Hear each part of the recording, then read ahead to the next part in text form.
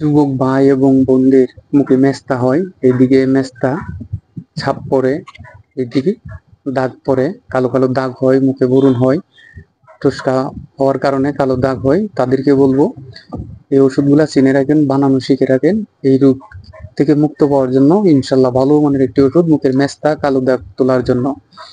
এটা হলো রক্তচন্দন, কাছান্ত চিকিৎসা। এলো রক্তচন্দন।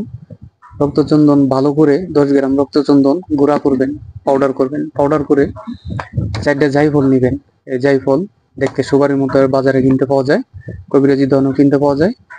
এই 4টে জায়ফল ভালো করে পিষবেন। পিষে রক্তচন্দনের গোটা পাউডারের সাথে একসাথে মিক্স করবেন। মিক্স করার পর এই ঘি নিবেন, ভালো মানের ঘি নিবেন, খাঁটি ঘি।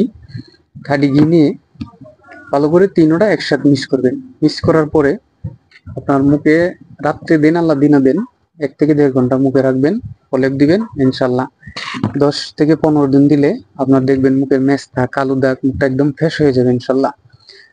এই ওষুধটা ব্যবহার করাতে ইনশাল্লাহ আপনার মুখে কোনো রকম কালো দাগ থাকবে না। ওই চোখ ছাপ পড়ে, যে ছাপটা পরে এইদিকে অনেকেরই ছাপ পড়ে, কিন্তু বয়সের বারে অনেকের পরে থাকে। এই ছাপের জন্য ওষুধ ব্যবহার করবেন ইনশাল্লাহ। এটা চূড়ান্ত পর্যায়ের একটি ওষুধ মুখের মেস্তা দূর করার জন্য।